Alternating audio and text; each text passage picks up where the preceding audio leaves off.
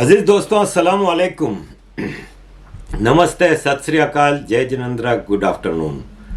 अजीज दोस्तों, भारत की आज़ादी को 75 साल हो गए, लेकिन अभी तक हम अपने करेक्ट हिस्ट्री को अपने बच्चों तक पहुंचाने में नाकाम रहे हैं। इसकी वजह यह है कि आज़ाद होने के बाद भी भारत मुख्तलिफ ऐसी सरकारों के कंट्रोल में रहा जो अंग्रेज सरकार ही हम पे लाद के गई थी, और फिर उनके ख़ानदान भारत में रूल करते रहे, और नतीजा ये निकला कि हम अपनी ट्रू हिस्ट्री से बहुत दूर रहे और हमें ट्रू हिस्ट्री को टच करने की भी इजाज़त नहीं थी। कितना फ्रीडम था भारत में, कितना कुछ था। हम टीपू सुल्तान को अपना हीरो मानते रहे। नेहरू जी से लेकर आज तक सारी सरकारों ने टीपू सुल्तान को एक भगवान के रूप में यहाँ पे पेश किया, जबकि किसको नहीं पता कि टीपू सुल्तान का मकसद एक ही था कि पूरे हिंदुस्तान से हिंदुओं का सफाया, मंदिरों का सफाया। मैं बार बार ये सवाल करता हूँ कि जो मुसलमान कहते हैं, जावेद अख्तर टाइप के लोग, कि मुग़लों ने इस मुल्क को बहुत कुछ दिया, मुग़लों ने ये किया, मुग़लों ने वो किया, मुसलमान बादशाहों ने ये किया। मेरा सवाल एक ही है कि वो मुग़ल बादशाह या जितने भी मुसलमान बादशाह थे हिंदुस्तान के, वो किसके बादशाह थे? पूरे हिंदुस्तान के लोगों के बादशाह थे या खाली हिंदुस्तान के मुसलमानों के बादशाह थे? क्योंकि आप खंगाल लें पूरी हिस्ट्री में, आपको इतनी सारी मस्जिदें हज़ारों की तादाद में इन बादशाहों की बनाई हुई मिलेंगी। मुझे आप निकाल के कोई एक मंदिर बता दें जो अकबर बादशाह ने बनाया हो, जो बाबर ने बनाया हो, जो औरंगज़ेब ने बनाया हो, जो टीपू सुल्तान ने बनाया हो, जो अलाउद्दीन खिलजी ने बनाया हो, जो मोहम्मद गौरी ने बनाया हो। कोई एक मंदिर क्यों? भाई, इस मुल्क में बादशाह था, मुसलमान था तो नीचे हिंदू तो करोड़ों में थे ना, उनके लिए क्यों नहीं बनाया? इसका मतलब ये हुआ कि वो बादशाह सिर्फ मुसलमानों के बादशाह थे, हिंदुओं के बादशाह नहीं थे। तो उनको आप जो अच्छा कह रहे हैं ना, उसको पहले तो खींच के 2 चमाटे मारें आप, और फिर उनसे सवाल करें कि वो अच्छा बादशाह खाली मुसलमानों के लिए अच्छा था, हिंदुओं के लिए तो नहीं था। ज्यादातर मुसलमान बादशाहों ने वो जो टैक्स था नॉन मुस्लिम के ऊपर वो रखा। तो कैसे वो भारत के सब लोगों के लिए बादशाह हो गए? जजिया अगर है, और वो भी साले बाहर से आए हुए, जितने बादशाह गुजरे हैं वो सब इन्वेडर ही थे, और अपने इंडिजिनियस लोगों से जजिया नामी टैक्स वसूल करते थे। अजीज दोस्तों, मैं आपको क्या समझाऊं, ये हमारे आनंद रंगनाथन जी हैं, बड़े ज्ञानी हैं, मैं इनसे बड़ा सीखता हूँ, मेरी इनसे मुलाकात भी रही है, और इनका मैं ये अभी भाषण सुन रहा था, बड़ा ज़बरदस्त, आंखें खोल देता है, दिमाग की खिड़कियाँ खोल देता है। ज़रूर सुनिए अजीज़ दोस्तों। थैंक यू वेरी मच अजीज़ दोस्तों for all your support. Keep supporting. Anand Ranganathan, please. Thank you very much, Mr. Chairperson and Madam Chairperson. You know, I came prepared for my 7 minutes, but I request for the clock to not be started just yet, because I need to rebut the excellent Mr. Mani Shankar Iyer for his plethora of lies, particularly against me, but I don't want it to eat into my time. So it's a humble request. Moreover, it would only take me 30 seconds. Now, normally I would ignore money like the first and last slices of a loaf of bread. But today I want to make a sandwich out of him. Thank you. Money, I'm convinced, was born to make Rahul Gandhi look good. To be sure, he raised some very valid points. Sadly, the spelling is R-A-Z-E-D. He has destroyed all arguments. Let me expose just 2 lies. Number 1, it wasn't Savarkar the first to propound the 2-nation theory, but rather Sir Syed, 40 years before Savarkar. And the quote that Hindus and Muslims are two antagonistic races is in fact Sir Sayyid's, not Savarkar's. In fact, the first one to propound the two-nation theory was not even Sir Sayyid, but money's ideological god, Karl Marx, in his 1853 book, The Eastern Question. So much for reading history, money. Number two, and this is a very easy lie to rebut because I'm sorry, money, I am not a professor of history in JNU, but a professor of molecular medicine. And I am right now involved in making a vaccine that would allow people to be immune against lies. So if you want, you can be the first volunteer. Can I now please request the chair to start the clock? Thank you for inviting me to this wonderful debate with a wonderful audience and wonderful adversaries who, and I say this in a lighter vein, can be introduced in 4 sentences. The first was kept in suspended animation by the Congress. The second has been suspended by the Congress. The third is itching to be suspended by the Congress. And the fourth is so sloshed that he can't even remember if he or he is not suspended by the Congress. As for the topic, I'm intrigued because this much emphasis on history, quite frankly, amuses me. Forget re-narrating. What in the first place do we mean by our history? You see, as a scientist, the time scale that interests me is not 100 or 500 or 1,000 years, but 1 billion or 5 billion or 10 billion years. And on this time scale, I'm not Indian, but Ethiopian. I'm not a descendant of a Ranganathan, but the descendant of AL2881 or Lucy. And I'm not a creation of design, but of a conspiracy hatched by thunder and lightning and water and ammonia and hydrogen and methane and dust. Let religion and its mesmerizing literature not fool you into believing you were created by someone who wasn't a product of the RNA world. And so nothing really matters, whether our ancestors were brilliant or not, whether our culture is ancient or not, whether our religions are better or not. We are but an inconsequential bunch of cells. Then why does history matter? It matters because, like science, it has to be built on an edifice of truthful observation and facts, because the correct understanding of it strengthens us, helps us survive, with a slight difference. Scientists like black and white, historians love the gray.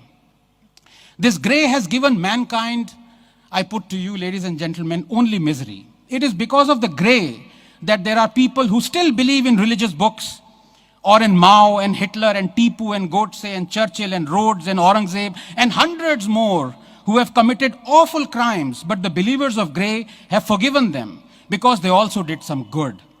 Grey is social Darwinism gone berserk. Grey has birthed cruel empires and believers of the grey have feted them. Worse, our history has been written by those who believe in the grey.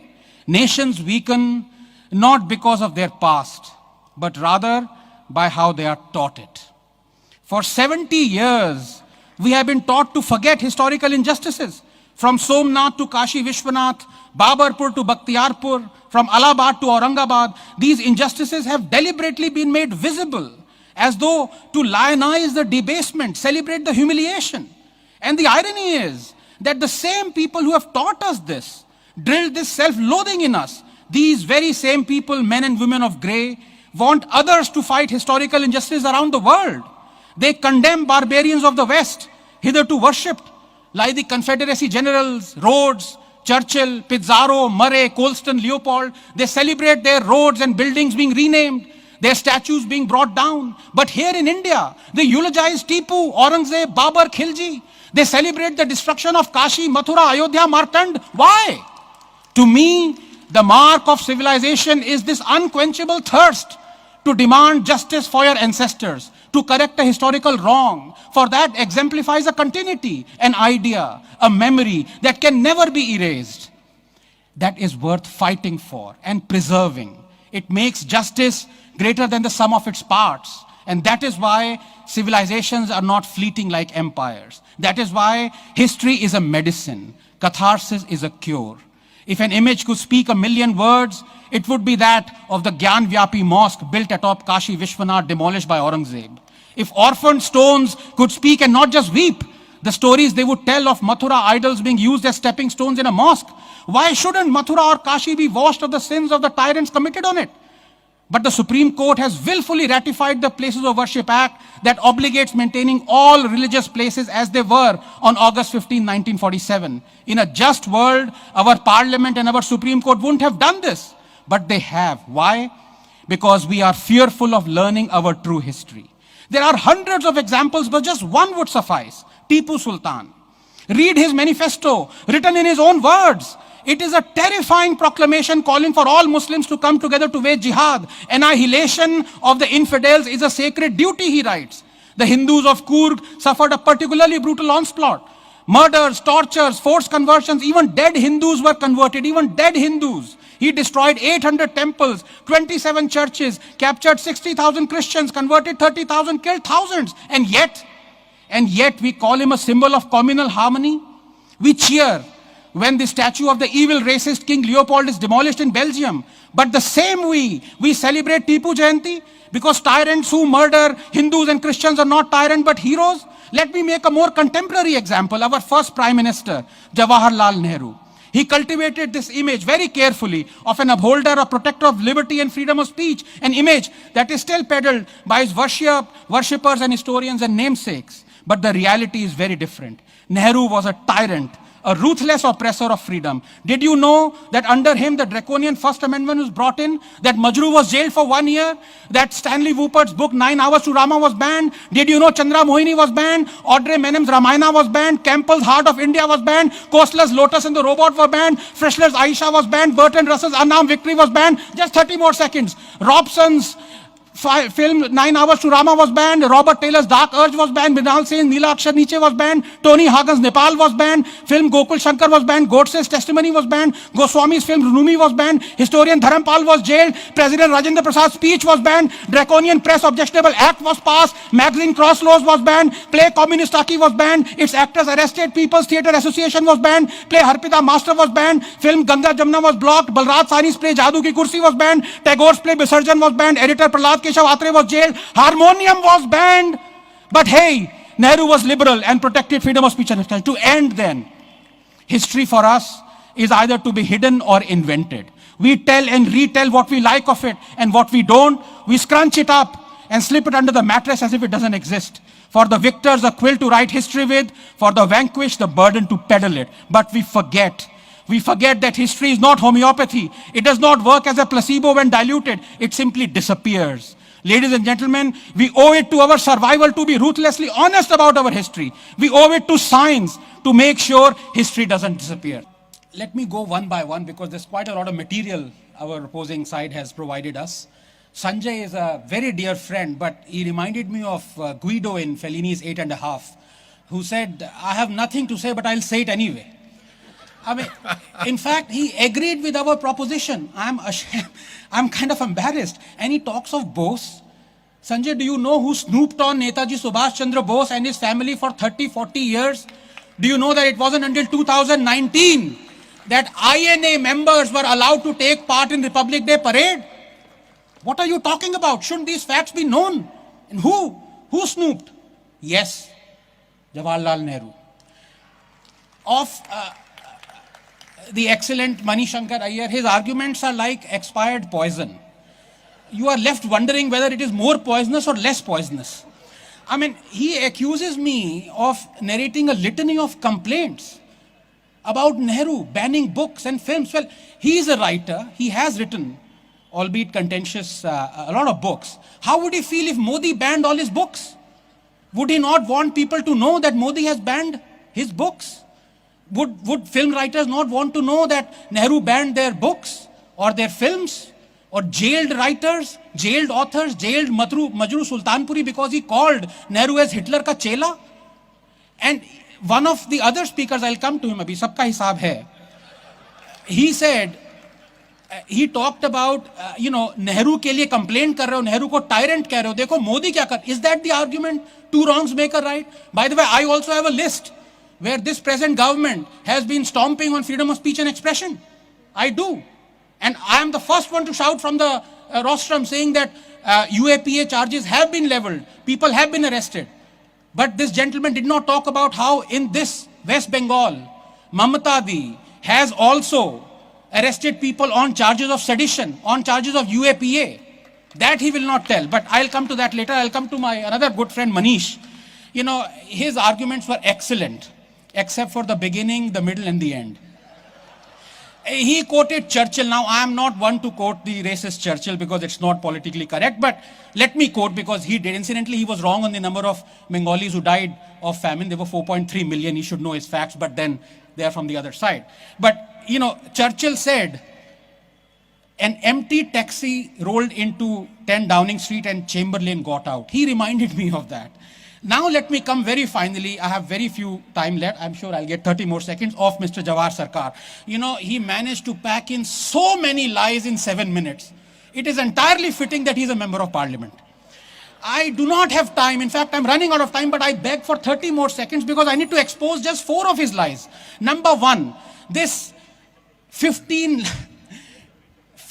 lakh thing about Modi is absolute fake news. Modi never said that he will transfer 15 lakhs into everyone's account. He never said it. This is fake news. Number 2, I knew he wanted to draw on the audience, and it was a very conceited ploy to mention church attacks. Does he know that that was the first fake narrative of 2014? That it later transpired that all those churches that were attacked were actually arson and looting, and more churches had that same fate under UPA than NDA? He did not say that. Number 3, he talked of Buddhism. Does he know that Ashoka was Buddhist already for 4 years before he went into Kalinga war and killed millions? Does he know that? We don't know this. Nobody knew this except Sanjeev Sanyal's book when I read it. Number 4, he talked about Savarkar not supporting Quit India. Sure. Does he know that Ambedkar said to support Quit India is insane? Gandhi is a prophet of dark age. And finally, you must allow me, I beg you, he talked of Manusmriti. Sure, burn it, Mr. Sarkar. I'll be the first one, although I don't want burning. I don't like burning books, but burn Manusmriti.